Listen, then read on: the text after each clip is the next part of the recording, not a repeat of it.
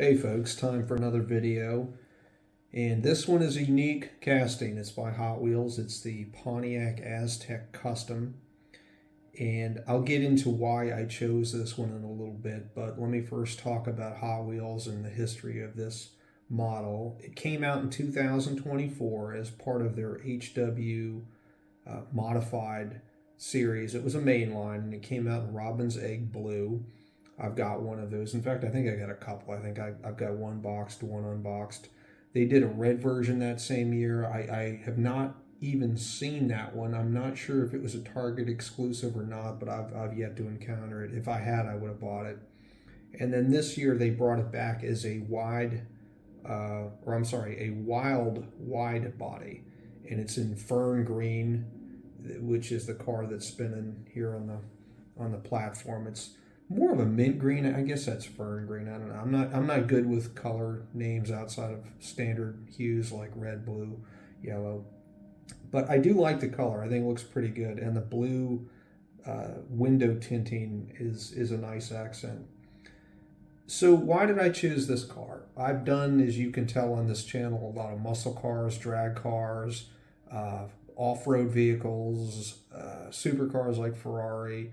I chose this one because I really think it's neat that Hot Wheels took one of the ugliest cars of the 2000s and customized it. And by customize, I mean they widened the fender flares, they put a bigger wing on the back, they made a much more aggressive low stance. The front end has a splitter on it. And it just, I don't know, I just think it's neat because Pontiac Aztecs were really, really ugly vehicles. When they came out in 2001, I saw one on the road and I thought, that's not going to sell. And it didn't. They were a complete flop. So hats off to Hot Wheels for making a modernized, semi-cool looking version of a car that nobody wanted. The real car came out, like I said, in 2001. Pontiac was targeting the sport recreational crowd. That's really what they wanted this vehicle to be. It wasn't an SUV. It was more of a sport recreational vehicle. And I guess there's still vehicles like that. I don't know. Originally it was a front wheel drive vehicle. It had a V6, 185 horsepower. Not bad, not powerful. And then later they did make an all-wheel drive version that did better in the snow. And they targeted 75,000 of these being sold. That's what they were hoping to get within the first year. And not only did they not get that in 2001, the peak sales year for these was 27,000 or just over 27,000 in 2002. So it just flopped. They sold a third of these things that they thought that they would.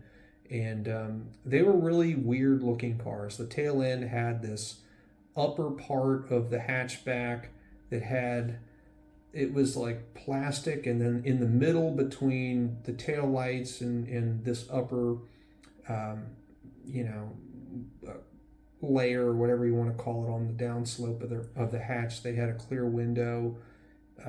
Like many Pontiac cars of that era, it had these really sharp edges that didn't flow well. It looked like it was chiseled as opposed to sculpted. And the wheel wells were square, and they had a lot of space in between the top of the tire and the wheel itself. The wheels were bizarre. I mean, they were just it's very hard for me to even explain what one of these cars looked like. Just go look it up, go Google Pontiac Aztek, and you'll see they just did not have a lot going for them in the looks department. Mechanically, they were actually pretty good cars. From what I've read, they had a fair amount of technology put into them, and they were actually pretty good in crash tests. So they were semi-safe, or actually quite safe. But aesthetically speaking, they just didn't have much going for them. Edmunds later added it to their 100 list of the most ugly cars of all time. I'm sure the Edsel's in there, the Pontiac Aztek's in there. I'm sure the Gremlin, the Pacer, some of those are in there. But yeah, this one definitely it bombed. And I'm glad Hot Wheels brought it out, though, because for two reasons. One, it shows that the Pontiac Aztek could be made semi-neat looking or sporty. And two, it it exposes younger generations to what was a laughing stock car from 25 years ago. So that's really about all I have to say about it. The delivery on this one's pretty good. The paint is well done. As I said before, the um, blue tinted windows I think is really nice contrast with the fern green. If you look inside the top glass of the rear hatchback, you're going to see a hat and you're going to see some glasses on the rear lid. And I don't remember the show that used a Pontiac Aztek, but apparently the main character, that was like the glasses and the hat were his calling card. So they did a little Easter egg of that in the back of the card. And forgive me, I should have looked up what show that was and gotten a little more information on it. But you can check that out for yourself if you're interested. And I should say Easter eggs. I don't know if I've talked about those yet on any of these videos. I guess I did on the 66 Riviera. An Easter egg is nothing more than a surprise that Hot Wheels puts on the interior of a car. And it's not as much of a surprise, I guess. It can be. Sometimes they do it like on the 66 Riviera is in the trunk. You couldn't even see it until you took the whole car apart, like drilled the rivets out and pulled the plastic insert.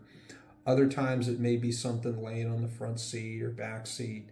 And it's just sort of a nice little touch that oftentimes has historical relevance to the car or a show or form of entertainment that used that type of car.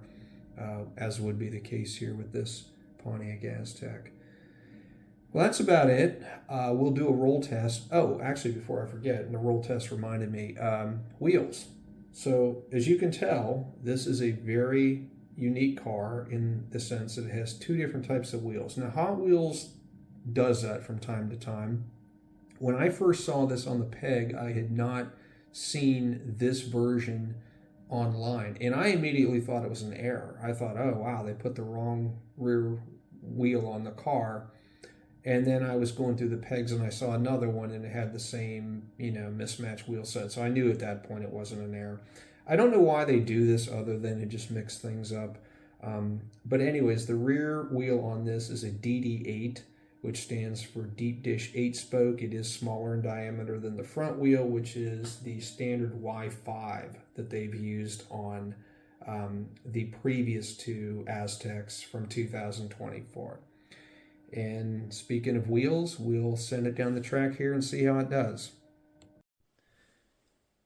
All right, roll test time. I don't know why. I have a feeling this one might do okay. I haven't sent it down the track yet, but I'm spinning the wheels here just to kind of break the axles in, and it feels pretty good. So hopefully this will translate to a good test pass. Although I will say the bottom of this car is really, really low to the ground, and there could be some problems getting over the halfway mark, but we'll find out soon enough. So here goes number one, and it does fit the track. It's wide, but it's not touching either side. Okay, it's pretty good. It went past 3. We'll do it again. Like I said, if there's any pull left or right, it's gonna drag on the side because this car is so wide. All right, 3.5. And I think it does touch the left side a bit. I believe it would probably go to 4 if it wasn't rubbing the sides a hair, but we'll try one more. All right, a consistent 3.5 or almost 3.5, which is not bad. So I'd say it's a little better than average. So thanks for watching, and be sure to like, share, and subscribe. We'll do this again soon.